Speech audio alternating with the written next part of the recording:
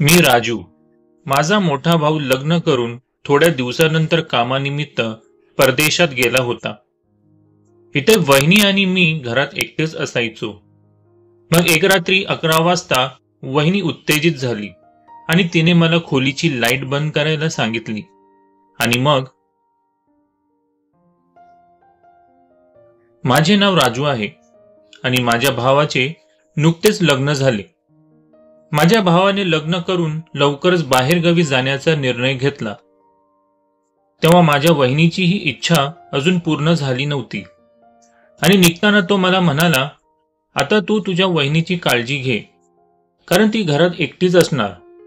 मी माझ्या भावालाही सांगितले की काही हरकत नाही, काळजी करू नकोस, कारण मलाही माझ्या भावाच्या कमाईचा आनंद घ्यायचा होता. एके दिवशी माझ्या वहिनीने मला तिच्या खोलीत बोलावले. मी वहिनीला विचारले काय झाले.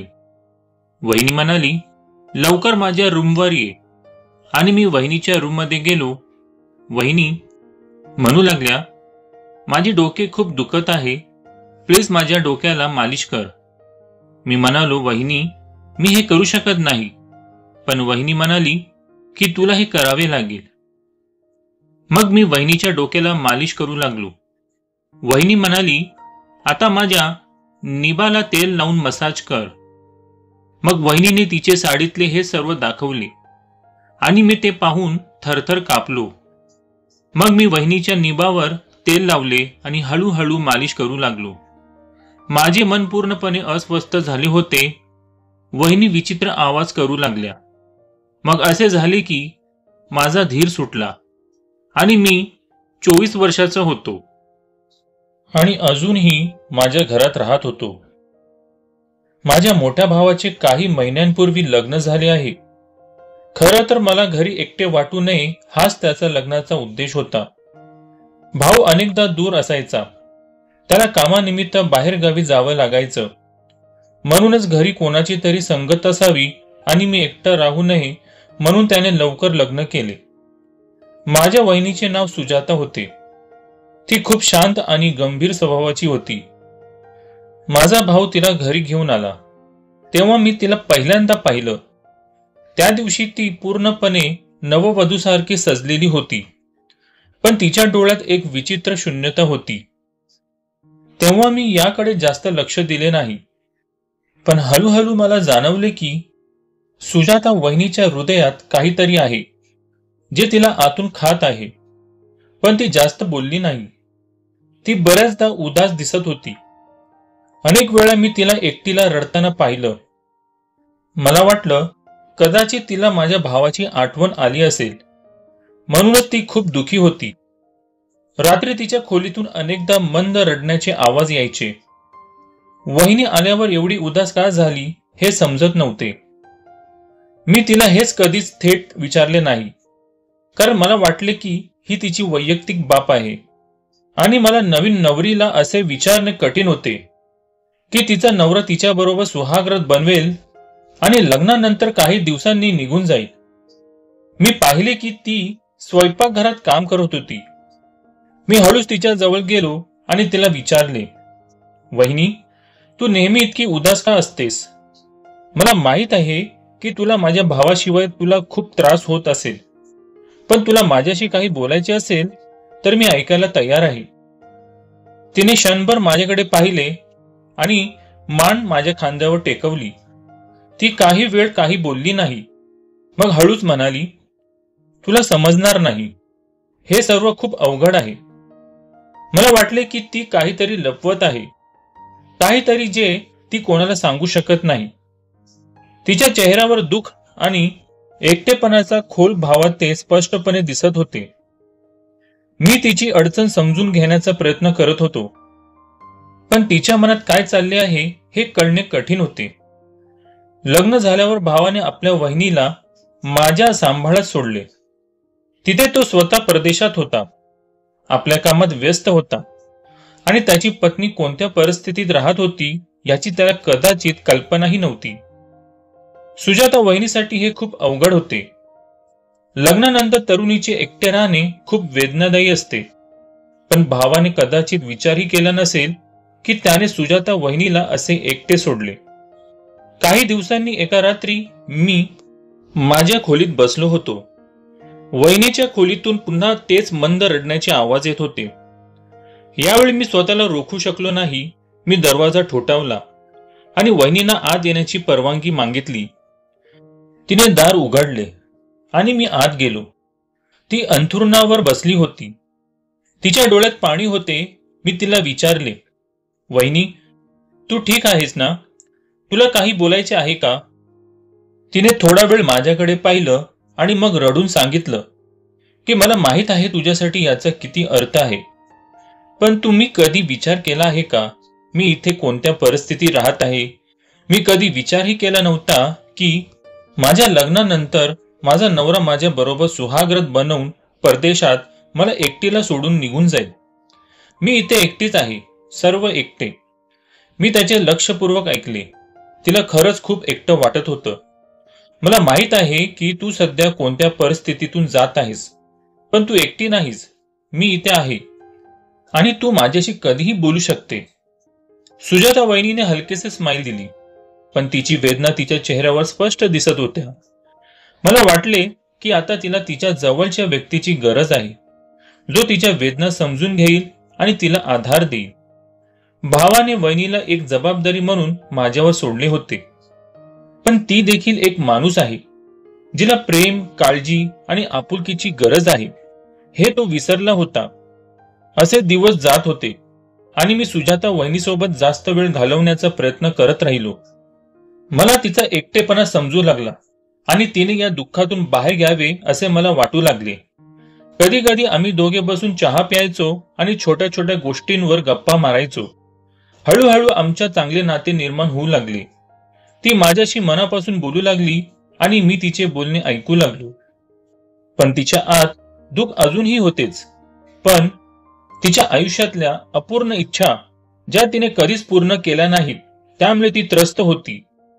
एके रात्री मी माझ्या खोलीत झोपलो होतो तेव्हा वहिनी मला बोलू लागली. मी विचार करत होतो की यावेळी वहिनी माझ्यासोबत काय काम करू शकतील. असा विचार करून मी पटकन वहिनीच्या खोलीत गेले, कारण निघताना भावाने सगळी जबाबदारी माझ्यावर टाकली होती. माझ्या नंतर घरच्या गरजा पूर्ण कर आणि तुझ्या वहिनींची खऱ्या मनाने सेवा करा, असे तो म्हणाला होता. कारण मी माझ्या भावाचा पैशांचा आनंद घ्यायचा, त्यामुळे माझ्या वहिनीने माझ्या भावाकडे तक्रार करावी असे मला वाटत नव्हते. रात्री 12 वाजले होते जेव्हा वहिनीने मला तिच्या रूममध्ये बोलावले आणि मी काही महत्वाचे काम असेल असा विचार करून गेलो. पण तिथे गेल्यावर मला आश्चर्य वाटले, कारण ती स्वतः बेडवर पडली होती. मी घाबरलो आणि दारात थांबलो. मी वहिनीला विचारले, वहिनी, तुला माझ्याकडे काही काम आहे का? माझा आवाज ऐकून ती उठली आणि मला वाटले की ती नेहमीप्रमाणे तिच्या दुपट्ट्याने स्वतःला झाकून घेईल, कारण ती दिवसभर सोबत असायची. पण तिने असे केले नाही. मी तिला असे कधी पाहिले नव्हते. पण माझा आवाज ऐकून ती म्हणू लागली, राजू, आत ये, मला तुझ्याशी काही महत्वाचे काम आहे. वहिनी अजूनही तशीच पडून होती. मी रूममध्ये गेलो, पण माझे डोळे खाली होते आणि मला लाज वाटत होती. मी माझ्या वहिनीला असे प्रथमच पाहिले आणि माझ्या निस्तेज डोळ्यांकडे पाहून ती म्हणाली, राजू, लाजण्यासारखं काही नाही. या घरात एकमेकांना आदर द्यावा लागतो. माझे पती परदेशात राहतात, पण तू नेहमी इथेच राहतो, तर तू माझी काळजी घे. कठीण प्रसंगी तू मला साथ देईल या विचाराने मी तुला फोन केला. माझ्या वहिनीचे म्हणणे ऐकून मी आश्चर्याने तिच्याकडे पाहिले. ती म्हणू लागली, मला खूप डोके दुखत आहे, मला मसाज करशील का? तुझ्या भावाने मला सांगितले की तू खूप चांगला मालिश करतोस आणि त्याने डोकेदुखी काही मिनिटातच बरी होते. वहिनीचे बोलणे ऐकून मला हसू आले, कारण हे खरे होते की जेव्हाही भाऊ इथे असतो तेव्हा तो मला डोक्याला मालिश करायला लावतो. पण तो माझा भाऊ होता आणि मी माझ्या वहिनीला मसाज कसा करणार? वहिनीने मला विचारात पाडलं. मला समजलं नव्हतं काय करावे. मी विचार करत होतो की ही कशी वहिनी आहे जिने आपल्या मेवण्याला मसाज करायला सांगितली आणि लाज वाटत नाही. ही काही मोठी गोष्ट नाही, पण एक स्त्री पुरुषांकडून मसाज करून घेते आणि ती सुद्धा तिच्या भावजींकडून दुसरी कोणी असती तर नकार देण्याऐवजी तो तिला शिव्या देत असे. पण यावेळी मी माझ्या वहिनीच्या दयेवर जगत होतो, त्यामुळे तिच्यासमोर बोलण्याची माझी हिंमत नव्हती आणि तिला नकारही देता येत नव्हता. वहिनींनी मला ड्रेसिंग टेबलवर ठेवलेली तेलाची बाटली दाखवली आणि म्हणाल्या, माझ्या डोक्याला मालिश कराल तर खूप छान होईल. हे सांगताना तिच्या डोळ्यात ओलावा आला आणि मला वाटले की कदाचित तिला खूप वेदना होत असतील. पण मी माझ्या वहिनीला नकार देऊ शकलो नाही. मी तेल उचलले आणि तिच्या बेडजवळ बसलो. मग हळूच डोक्याला तेल लावून मसाज करायला सुरुवात केली. मी माझे डोळे मिटले होते आणि स्वतःला कोणत्याही प्रकारची भावना येण्यापासून रोखले होते. तिच्या डोक्याला तेल लावताना माझे हात थरथरत होते. आजपर्यंत मी माझ्या वहिनीला खूप मदत केली होती, पण तिने मला अशी विनंती कधीच केली नव्हती. मी तेल लावत राहिलो तसा वहिनीचे विचित्र आवाज खोलीत घुमू लागले. तिला दिलासा मिळाल्यासारखा वाटत होता. मी पुन्हा तिच्याकडे पाहिले नाही आणि तिच्या चेहऱ्याकडे पाहिले नाही. मला लाज वाटत होती आणि तिथून निघून जावंसं वाटत होतं, पण मी असहाय्य होतो. जर मी माझ्या वहिनीला नकार दिला असता आणि माझ्या भावाला हे कळले असते तर तो माझ्यावर रागावला असता आणि माझा खर्च थांबला असता. वहिनींचा हेतूच असा होता की तिने कधीही काहीही नकारले नाही. मी बिनदिक्कत तिच्याकडे पैसे मागायचो आणि ती मला कोणतेही प्रश्न न विचारता पैसे द्यायची. मी बराच वेळ मालिश करत राहिलो आणि तिचे आवाज खोलीत गुंजत राहिले. यानंतर कदाचित तिचा आवाज येणे बंद झाल्याने ती झोपी गेली असावी. मग मी उठून माझ्या खोलीत गेलो. मी पहिल्यांदाच एखाद्या महिलेला अशा प्रकारे मसाज केले होते आणि त्यामुळे मला आग लागली. वहिनीच्या गोऱ्या चेहऱ्याने मला ही नशा चढवली होती. ती माझ्या भावाची बायको आहे हे आठवताच मला वाटले की आता मी तिच्या खोलीत जाणार नाही. दुसऱ्या दिवशी सकाळी वहिनी पूर्णपणे दुपट्टा झाकून माझ्यासमोर चपाती बनवत होत्या. मग मी पुढे जाऊन चपाती घेतली आणि ती मला म्हणाली, राजू, तू माझी डोकेदुखी बरी केलीस, मला तुझे आभार मानायचे आहेत. तिचे बोलणे ऐकून मला लाज वाटली. मी म्हणालो, खरं तर वहिनी, तू दिवसभर घरी काम करतेस, त्यामुळे तू खूप थकून जाते. मी तुला तुझ्या कामात मदत करण्याचा प्रयत्न करेन किंवा तू नोकर ठेवू शकते. माझे ऐकून वहिनी म्हणू लागली, नवरा येईपर्यंत माझ्या हृदयाचे ठोके कमी होणार नाहीत. त्याच दिवशी माझ्या हृदयाचे ठोके कमी होतील. मला तिचे बोलणे समजले नाही. असे बोलून ती स्वयंपाकघरात गेली आणि वेळ झाले म्हणून मी माझ्या कामासाठी घरातून निघालो. दिवसभर वहिनी माझ्या मनात भटकत राहिली. दुपारी घरी आलो तेव्हा माझी बहीण पण आली होती. मला वाटले की कशी तरी संधी शोधून वहिनीच्या मसाजाबद्दल सांगावे. दोघेही इतके व्यस्त होते की त्यांना माझ्यासाठी वेळच मिळाला नाही. काही वेळाने माझी बहीण तिचा नवरा कामासाठी येतोय असे सांगून निघून गेली. थोडा वेळ विश्रांती घेतल्यावर मी बाहेर आलो. खोलीतून मी पाहिले की वहिनी कपडे धुत होती आणि तिने खूप कष्टाने कपडे धुतले आणि ती घामाने भिजलेली होती. मी बादलीत धरली आणि वॉशरूम मध्ये गेलो आणि तिला आधार देत मी देखील कपडे धुतले आणि मग आम्ही परत आलो. तेव्हा ती विचित्र पद्धतीने हलत होती, जणू तिला खूप वेदना होत होत्या. मी तिला सांगितले की तुला डॉक्टरांकडे घेऊन जाऊ का. मला वाटले की तिला डोके दुखत आहे. माझे म्हणणे ऐकून ती म्हणाली की ती लवकरच बरी होईल आणि तिच्या खोलीत गेली. गेल्या काही दिवसांपासून तिने सांगितलेले सर्व काही माझ्या पलीकडे होते आणि ते समजून घेणे हे माझ्यासाठी एक समस्या बनली होती. कधी कधी असं वाटत होतं की ती काहीतरी लपवायचा प्रयत्न करत आहे. दुपार संपली आणि संध्याकाळी वहिनीने मला हाक मारली, राजू, प्लीज इकडे ये. मला वाटलं कदाचित पुन्हा काही काम असेल. काहीच संकोचून मी तिच्याकडे गेलो. मला किचनमध्ये थोडं अस्वस्थ वाटू लागलं. ती असं का बोलत होती हे मला समजलं नाही. मी तिच्याकडे पाहिलं पण तिने लगेच तिची नजर दुसरीकडे वळवली. तिला माझ्याशी काहीतरी बोलायचं होतं. ती म्हणाली, राजू, मला तुझ्याशी आणखी काही बोलायचे आहे. ती काही फार महत्वाची गोष्ट असल्यासारखे हळूच म्हणाली. खूप मोठी गोष्ट आहे. मग मी म्हणालो, कधी काही गरज पडली तर मोकळ्या मनाने सांग. आता तू या घरातील सर्वात जवळची व्यक्ती आहेस. वहिनीचे शब्द माझ्या मनात घुमू लागले. तिच्या चेहऱ्यावर गांभीर्य स्पष्ट दिसत होते. काही वेळ आम्हा दोघांमध्ये एक विचित्र शांतता पसरली होती.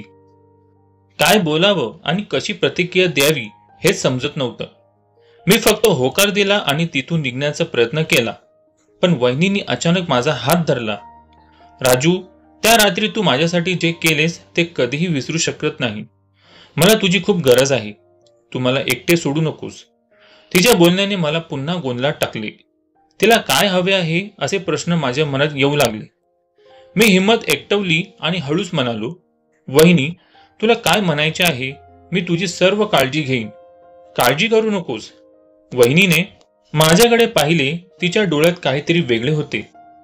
ती माझ्याजवळ आली आणि म्हणाली, तुझा भाऊ मला सोडून खूप दिवस झाले आणि एकटेपणा मला सतावतोय.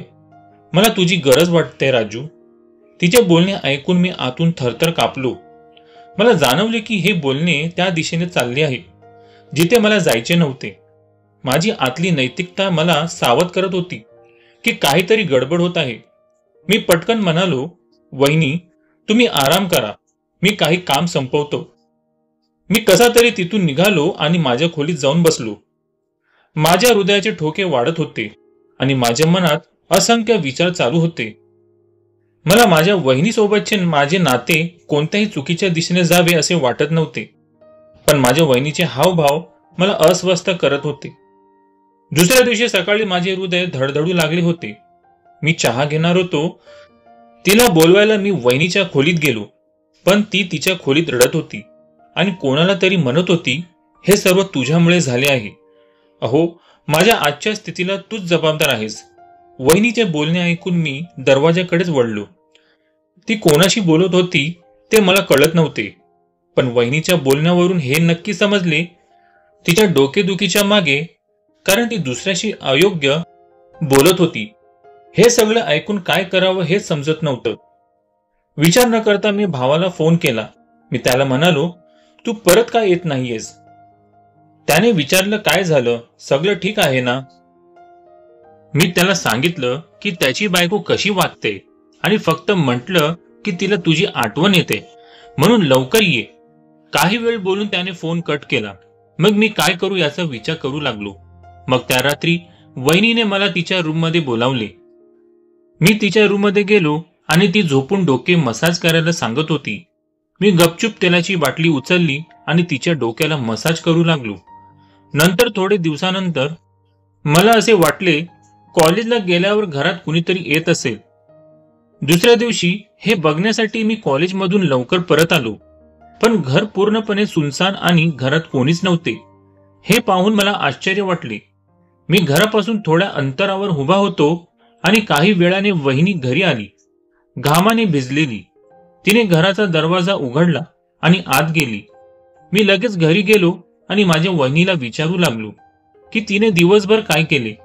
वहिनी मला घरच्या कामाबद्दल सांगू लागल्या, पण ती का बाहेर गेली होती हे तिने सांगितले नाही. आता मला खात्री होती की ती काहीतरी चुकीचे करत आहे. दिवसभर मी अशाच अवस्थेत घालवला. मला वहिनीबद्दल सत्य जाणून घ्यायचे होते. मग रात्री वहिनीने मला तिच्या खोलीत बोलावले. मला माहित होते की तिला माझा मसाज हवा आहे, पण माझे मन हे मान्य करत नव्हते.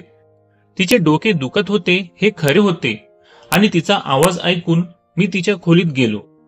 मी तेलाची बाटली उचलली, मग मालिश करू लागलो, पण ती माझ्याशी काहीतरी बोलली, त्यामुळे मला आश्चर्य वाटलं. ती म्हणाली, आधी लाईट बंद कर. ही पहिलीच वेळ होती जेव्हा तिने मला लाईट बंद करण्यास सांगितले. मी विचारले की ही लाईट का बंद करावी, पण ती माझ्याकडे रागाने पाहू लागली. वारंवार तिच्या सांगण्याने मी लाईट बंद केले आणि मसासाठी तयार झालो. मी तिच्या जवळ बसल्यावर तिने माझा हात धरला. तिच्या या कृतीने मला आश्चर्य वाटले. ती तिच्या मर्यादा ओलांडते याचा मला राग आला. मी रागाने म्हणालो, काय करतेस? ती म्हणाली, राजू, मला तुझ्याशी खूप महत्वाचं बोलायचं आहे, पण प्रकाशात तुझ्याशी बोलायची हिंमत नाही, म्हणूनच मी तुला लाईट बंद करायला सांगितले आहे. मला वहिनीच्या आवाजात काहीतरी वेगळेच जाणवत होते. त्यानंतर तिने माझा हात धरला आणि बोलायला सुरुवात केली. जे ऐकलं ते ऐकून माझी तारांबळ उडाली. ती म्हणाली की तिला मुलांची खूप आवड आहे पण तिच्यासोबत तिचा नवरा संबंध ठेवू शकला नाही, त्यामुळे ती एकटीच राहते. तिचे असे म्हणणे ऐकून मला खूप त्रास झाला आणि जेव्हा तिच्या आयुष्यात मी आलो, ज्याने तिला प्रेम आणि स्वप्ने दाखवली, आणि जेव्हा मी तिच्याकडे पैसे मागितले तेव्हा ती मला द्यायची, पण तिने लग्नासाठी विचारले असता ती थोडी मोठी असल्याने आणि मी तिला नकार दिला, कारण मला दुसरी मुलगी हवी होती. मग वहिनी म्हणाली, जेव्हा मला तुझ्या भावाच्या लग्नाचा निर्णय आला तेव्हा मला खूप वेदना होत होत्या. माझ्या आई वडिलांनी मला तुझ्या भावाशी लग्न करायला भाग पडलं आणि मी लग्न करून इथे आली. आता माझ्या आयुष्यात काहीच उरलेलं नाही हे मला माहित होतं. आज मी तुला सर्व काही सांगत आहे, कारण मी तुला मालिश करायला बोलवायची.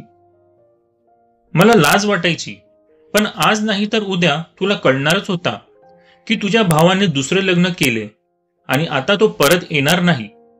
म्हणून मला वाटले की मी तुला माझे संपूर्ण सत्य सांगेन. असे म्हणत वहिनी रडू लागली. सुदैवाने वहिनीने खोलीचा लाईट बंद केला होता. माझा भाऊ खूप वाईट वागला होता याचे मला खूप वाईट वाटले. तिच्यासोबत खूप वाईट गोष्टी घडल्या होत्या आणि आता तो पण तिला सोडून गेला होता. बऱ्याच दिवसांनी वहिनी म्हणाली की मी माझे संपूर्ण आयुष्य या घरात शांतपणे घालवीन. राजू, मी तुझी काळजी घेईन आणि तुझ्या घराची पण काळजी घेईन. फक्त तू मला आणि हे घर सोडून जाऊ नकोस. मग वहिनी म्हणाली, मला भीती वाटते की एक दिवस तू मला या घरातून हाकलून देईल. मी माझ्या वहिनीला सांगितले की असे कधीच होणार नाही. मी तुला कुठेही जाऊ देणार नाही. तुमच्याप्रमाणे हे घर कोणीही सांभाळू शकत नाही. पण एकटं का जगायचं? माझ्या भावापासून घटस्फोट घे आणि माझ्याशी लग्न कर. मी जे बोललो ते ऐकून वहिनी चकित झाल्या. मी उठलो आणि रूमचा लाईट लावला आणि म्हणालो, तुलाही शरीर सुखाचा आनंद घेण्याचा अधिकार आहे. माझा शिक्षण पूर्ण होणार आहे आणि मला लवकरच नोकरी मिळेल. तोपर्यंत तू घटस्फोट घे आणि मग नंतर मी लवकर तुझ्याशी लग्न करून नवीन आयुष्य सुरू करेन. तुझ्या आई वडिलांना सत्य कळल्यावर ते नकार देणार नाहीत. मग वहिनी म्हणाली, अरे पण मी वयाने खूप मोठी आहे. लोक काय बोलतील? मी म्हणालो, या जगाने आम्हाला काय दिले आहे आणि काय नाही याचा विचार करू नका. त्या क्षणी मी वहिनीच्या आईला फोन केला आणि माझ्या भावाची सगळी हकीकत सांगितली आणि माझे लग्न वहिनीबरोबर करण्याचा प्रस्ताव ठेवला आणि त्यांनीही हा लग्नाचा प्रस्ताव स्वीकारला आणि आमचे लग्न लावून दिले. आता आम्ही खूप आनंदित आहोत.